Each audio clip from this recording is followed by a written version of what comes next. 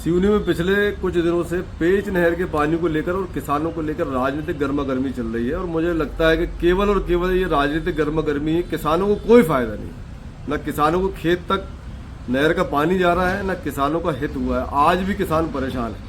और ये जो महत्वाकांक्षी परियोजना थी पेच व्यापवर्तन परियोजना, जिसमें माचागोरा डैम और छिंदवाड़ा और सिवनी जिले के बहुत बड़े क्षेत्र में नहरों का निर्माण होना, गुणवत्ता वाली नहरों का निर्माण हुआ था।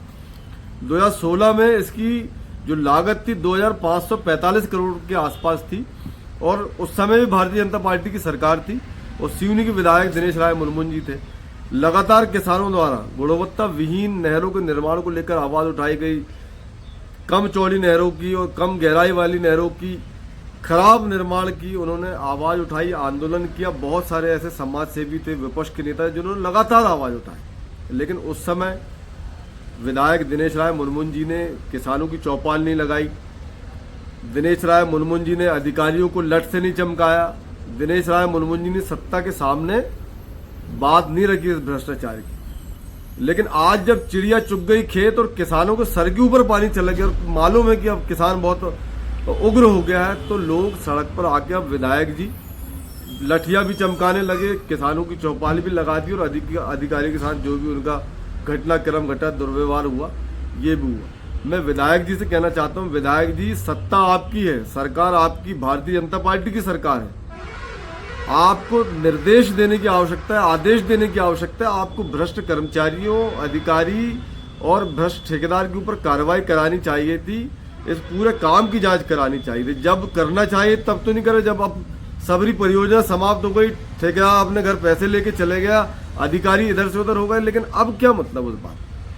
तो यदि अब भी करना है और किसानों को लाभ पहुंचाना है तो आपको किसानों के साथ चौपाल लगाने की नहीं, बल्कि आपको सत्ता सरकार का उपयोग करने की आवश्यकता है। ये काम जो है चौपाल लगाना, जो भी आंदोलन करने की जो है, वो विपक्ष का काम है, आपका काम नहीं था। आप अपने आप को ऐसा करके क्यों कमजोर साबित करने की कोशिश कर रहे हैं, मुझे बड़ा आश्चर्य हो रहा है। और आज जो घटना किसी अधिकारी के साथ घटी है, जो मारपीट की घटना हुई है, बहुत दुर्भाग्यपूर्ण है। कोई भी अधिकारी हो, उसके साथ नियम अनुसार कार्रवाई होना चाहिए, मारपीट नहीं की जानी चाहिए। लेकिन यदि मारपीट भी हुआ तो कुछ लोग, अब मुझे ये भी आश्चर्य होता है, किसानों का विषय बहुत महत्वपूर्ण, अधिकारियों से ज्यादा किसानों का हित ज्यादा महत्वपूर्ण, किसानों के साथ खड़े होने की आवश्यकता है। अधिकारी आएंगे और चले जाएंगे और उसमें जात पात की भी कोई आवश्यकता नहीं। कोई अधिकारी यदि दोषी है तो उसको कानूनन तरीके से उसके ऊपर कार्रवाई होना चाहिए। लेकिन इसमें जात पात का एंगल लाना भी ये थोड़ा आश्चर्यजनक है। मुझे नहीं लगता कि जात पात करनी चाहिए।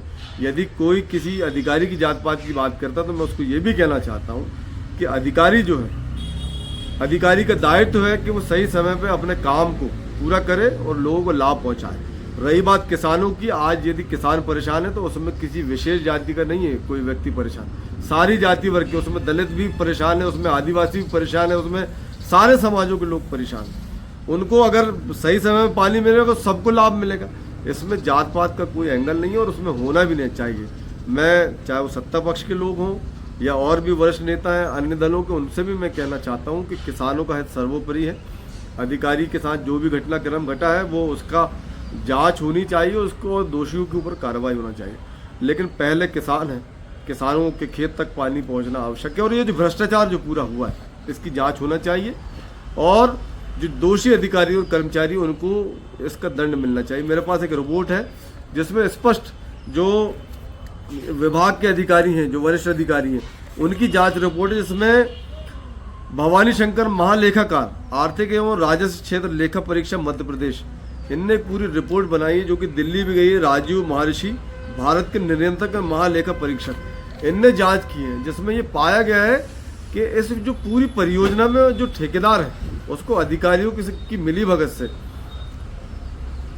गलत तरीके से भुगतान हुआ है और गलत काम की जांच भी नहीं। उसमें रिपोर्ट में ये लिखा गया है कि इसमें जो दोषी अधिकारी उनके ऊपर जांच बैठानी चाहिए और ठेकेदार के ऊपर भी कार्रवाई होना चाहिए। ये महत्वपूर्ण विषय है। धन्यवाद।